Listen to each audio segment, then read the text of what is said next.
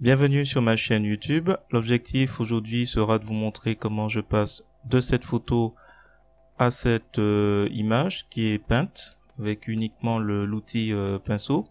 Si vous trouvez le résultat réussi, je vous remercie de me mettre un pouce vers le haut et sinon je vous souhaite un bon visionnage. Alors là, j'ai pris une image sur Pixabay et je commence un peu à préparer l'espace de travail, donc en aménageant un peu les différents outils, les boîtes. Alors première chose, je vais créer un calque montagne et je vais séparer en fait les éléments du fond. Chaque élément du fond aura son calque dédié. Là c'est la montagne que je peins globalement avec une couleur que j'ai comment dirais-je, prélevé sur quelques pixels. Ensuite, je crée un calque végétation. Et là, même chose. J'utilise l'outil pipette pour prendre quelques couleurs vertes, quitte à ajuster sur ma droite avec les différents tons. Et l'idée, c'est de parsemer à l'aide du pinceau végétation que vous avez dans l'outil option de l'outil. Voilà, j'utilise les différents pinceaux pour plus ou moins dessiner individuellement les éléments, les sapins, les arbres. Donc chaque fois que je peux, je prélève une couleur spécifique et je repeins chaque élément.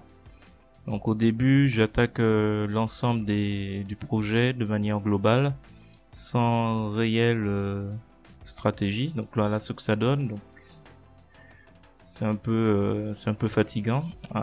Un coup je passe sur la montagne, un coup je passe sur la végétation. Je vais créer un nouveau calque ciel.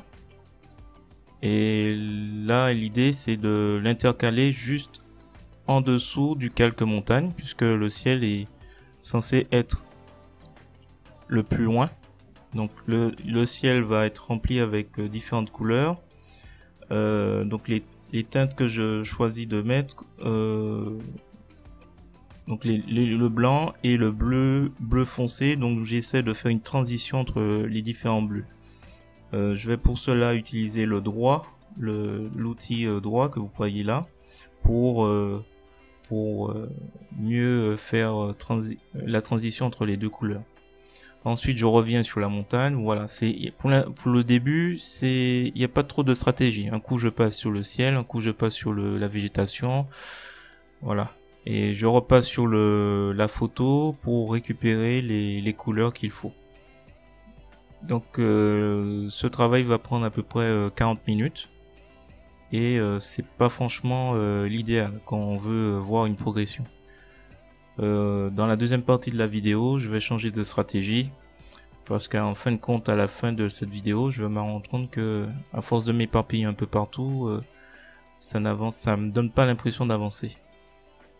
Donc voilà, donc là c'est le coup la montagne, la végétation, ainsi de suite.